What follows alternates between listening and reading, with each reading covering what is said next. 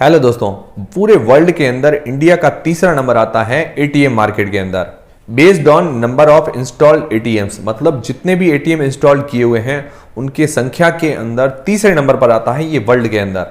और उसके अंदर भी जो सीएमएस इन्फो सिस्टम कंपनी है वो लार्जेस्ट कैश मैनेजमेंट कंपनी है इंडिया के अंदर। सीएमएस इन्फो सिस्टम जिसका आईपीओ आने वाला है, तो ये इंडिया के अंदर टॉप कैश मैनेजमेंट कंपनी है based on number of ATM points और रिटेल पिकअप पॉइंट्स। और इसके साथ सीएमएस इन्फो सिस्टम का वर्ल्ड की टॉप कैश मैनेजमेंट जो कंपनियां हैं उसके अंदर भी इसका नंबर आता है। तो दोस्तों इस कंपनी का नाम है सीएमएस इन्फो सिस्टम और इस कंपनी का जो आईपीओ आने वाला है 21 दिसंबर से लेकर 23 दिसंबर के बीच में। तो दोस्तों इस वीडियो के अंदर हम सबसे पहले बात करेंगे इसका आज की तारीख में ग्रे मार्केट या प्रीमियम कितना चल रहा है, जिससे क्या है कि हमें पता चल पाएगा कि इस पर हमें लगभग कितना लिस्टिंग गेंस मिल सकता है। फिर दोस्तों बात करेंगे इस कंपनी की डिटेल्स के बारे में। दोस्तों किसी भी कंपनी की डिटेल्स अगर हम जान लेते हैं तो हम खुद भी अंदाजा लगा पाते हैं कि ये फ्यूचर में कैसा परफॉर्मेंस करेगा और प्रेजेंट में कैसा परफॉर्मेंस कर रहा है। फिर दोस्तों बात करेंगे इसकी फाइनेंशियल डिटेल्स के बारे में, मतलब ये कंपनी प्रॉफिट मेकिंग है या लॉस मेकिंग कंपनी है। और फिर दोस्तों बात करेंगे इस आईपीओ की डिटेल्स के बारे में। और दोस्तों अंत में मैं आपको बताऊंगा कि इस आईपीओ में अप्लाई करना चाहिए या नहीं करना चाहिए, मतलब ये लॉन्ग टर्म के लिए अच्छा आईपीओ है या लिस्टिंग गेंस के लिए अच्छा आईपीओ है। तो दोस्तों सबसे पहले बात करते हैं इसके आज की तारीख में ग्रे मार्केट के प्रीमियम की। तो दोस्तों अभी तक इसका ग्रे मार्केट के अंदर कोई भी डिमांड स्टार्ट नहीं हुई है, मतलब इसका ग्रे मार्केट का प्रीमियम स्टार्ट नहीं हुआ है। और दोस्तों जैसे ही कोई ग्रे मार्केट के अंदर हलचल होती है तो मैं आपको अपडेट दे दूंगा। वैसे दोस्तों मेरा रात को रोज ही वीडियो आता है ग्रे मार्केट के प्रीमियम के अपडेट पर, तो मैं आपको अपडेट देता रहूंगा। तो दोस्तों बात करते हैं कंपनी की डिटेल्स के बारे में। तो मुझे लगता है आपको काफ़ी हद तक आसानी से समझ में आ गया होगा कि ये कंपनी काम क्या करती है। तो दोस्तों मैं आपको आसानी से समझा देता हूँ कि ये कंपनी काम क्या करती है।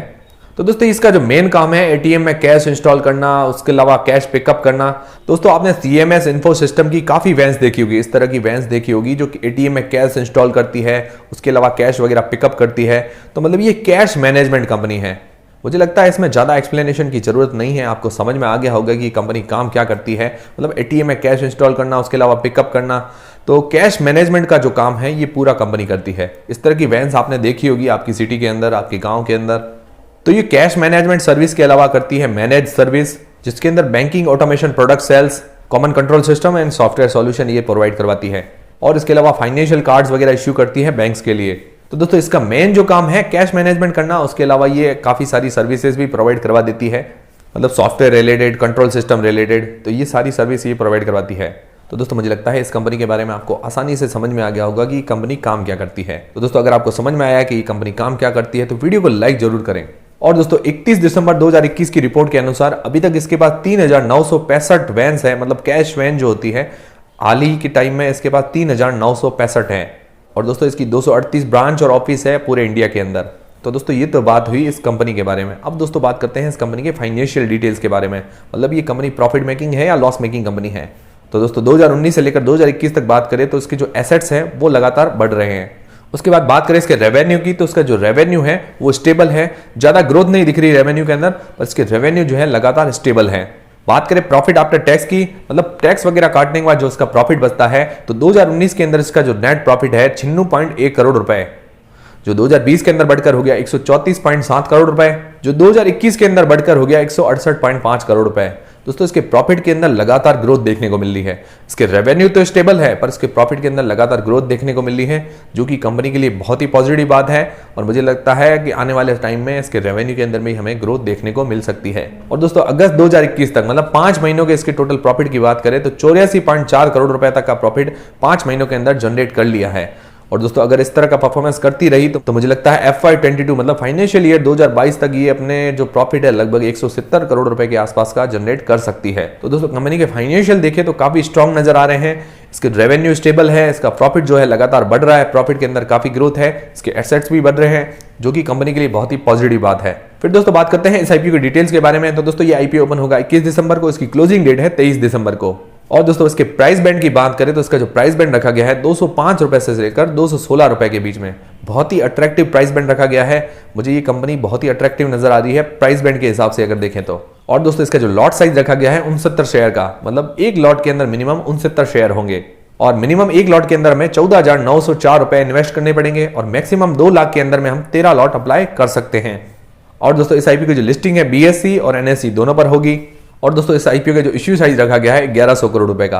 और इसका जो पूरा इश्यू साइज है वो पूरा ऑफर फॉर सेल के अंदर होगा। मतलब जो प्रमोटर्स हैं वो अपनी हिस्सेदारी बेचेंगे। मतलब जो फ्रेश इश्यू के अंदर कंपनी की ग्रोथ के लिए पैसे खर्च होते हैं, तो कंपनी की ग्रोथ के लिए पैसे काम नहीं आएंगे। इसके अंदर प्रमोटर्स जो हैं अपना फायदा उठाएंगे।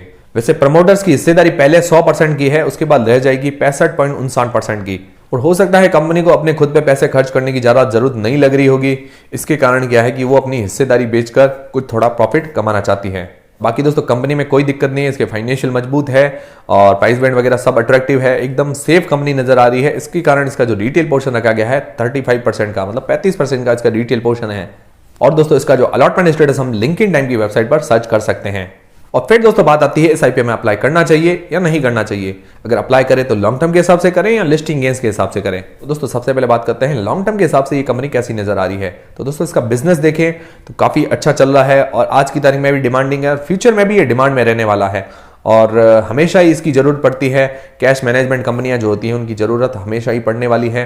एटीएम्स वगैरह भी जरूरत जो है हमेशा ही पड़ने वाली है। तो इसका फ्यूचर तो काफी अच्छा और ब्राइट नजर आ रहा है।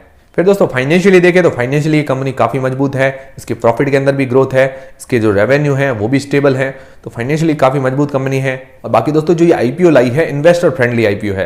मतलब जो जिस पीई पर लिस्ट होने जा रहा है 18.96 के, और इसका जो पीयर कंपटीटर है एसआईएस, उसका जो पीई चल रहा है लगभग 20 के आसपास। तो उस हिसाब से देखा जाए तो एकदम रीजनेबली प्राइस पर ये लिस्ट होने जा रहा है और इसका प्राइस बैंड भी काफी अट्रैक्टिव है, 205 से लेकर 216 के बीच में।